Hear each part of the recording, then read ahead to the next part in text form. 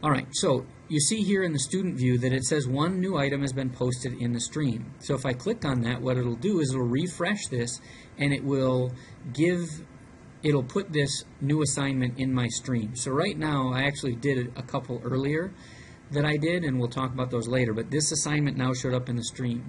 The other thing is it shows up in the assignments column.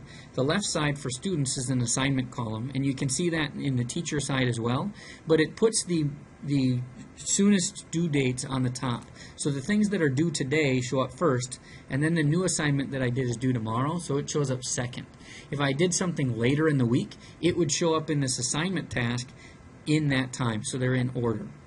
Now, one other thing about doing assignments for students is, and let me show you this by going to the hamburger up here. I found out that Google called this the hamburger. I didn't know that before. Actually, they call this the hamburger right here, but this looks basically the same. If you click on the classroom menu, what this does is it opens up a location where they can go to their home screen, and their home screen you can see all of the classes that they are in.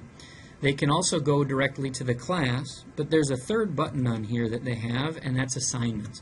What assignments does is it brings them to a page that lists all of their assignments, and this isn't just the assignments in one class, this is the assignments in every single class that they have, which is really convenient because if you have students in multiple classes, whether you're in elementary and you have individual classes for like math and reading and science and whatever, or if you're at the middle school or high school level, and your students actually have different classes, all of their assignments show up in this one location, so they can always go here to see what their newest assignments that are due. And then from here, they can actually click to go to those assignments as well. So I could click on example assignment, which was the one that I just created, and it would bring me to that assignment in Google. Now, I want to talk about one issue with the assignments that I am having, and that is when students click on assignments, a lot of times they don't show up right away. Because I've created an attachment to go with this assignment, that attachment will be created in the student folder, but it's not created until they actually click on it. But there seems to be a little bit of lag time between when you create an assignment and when a student can actually view an assignment. So I might have to pause this video after I click on this to give the computer time to get this to work. The other issue that I might be having is that my student assignment is in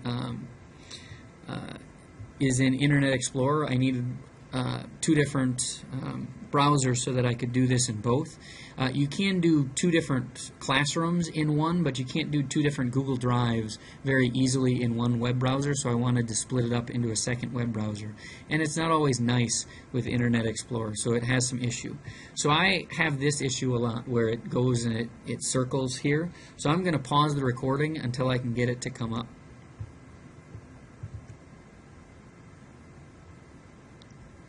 Okay, so I got the assignment to show up in the student version. So if you take a look in here, when I click on the assignment, it has this that I can view. So your students, what they're going to do when they're going to edit whatever document is that you send to them, they're going to go into their assignment and they're going to click on this.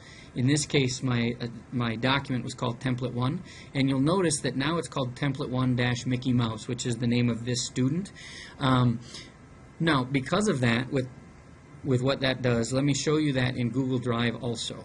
Now, in Google Drive, when I create a class, and let me expand this. So this is the teacher view.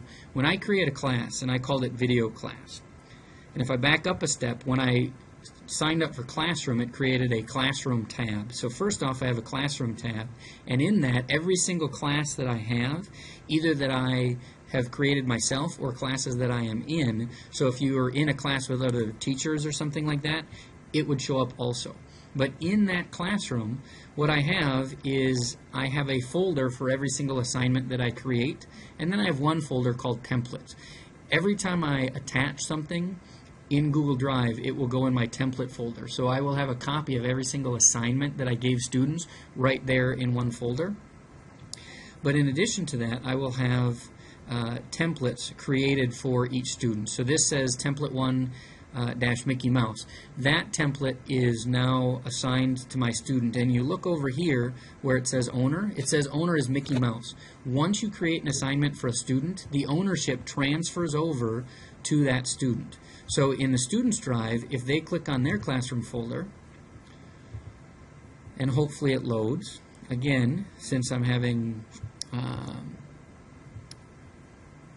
issues with Google Drive as far as working on Internet Explorer, it's a little slow on loading things. But all of these are actually different assignments that I've given. I just keep giving the same assignment over and over and over again. So the most recent one is this top one. And you'll notice that these are all owned by Mickey Mouse. It says owned by me, the student. One of them, and this is something that I did earlier, is owned by the teacher, Ryan Munson, and the reason that it's owned by him is because that's been submitted to, it's been submitted in the classroom to the teacher again. Okay, let's actually go back to the classroom and see what happens when a student turns things in. So, a student can click here and turn stuff in. I do want to point out on turning things in that students don't actually have to open the template to turn it in. And if they don't, then they can just turn in whatever it is that you gave them. So you can't just go and say, oh look, they turned it in and give them points, because if they just hit the button, it'll turn it in for them. So you actually have to check that. Now I'm not actually going to go to the template and edit anything, but I can. It's editable for the student. So if he clicks on it, he could actually turn it in. I changed my mind. Let me show that to you. Because I also want to show you the turn it in feature from right here. So as the student, I can change things here if I want to on this template. Now, the other thing about this template that's cool is there's actually a button up here that's a turn it in button. The students can turn in directly from what they're working on. So when it's time to turn it in, they can just click on this button, and that button will actually bring them back to the classroom, and there will be a pop-up screen that says turn it in. If they want to turn it in, they can click the button that says turn it in, and this will say turning in, and it'll turn in the assignment. Now, hopefully it happened somewhat quickly, but once the student turns the assignment in, it reverts ownership back to me, the teacher.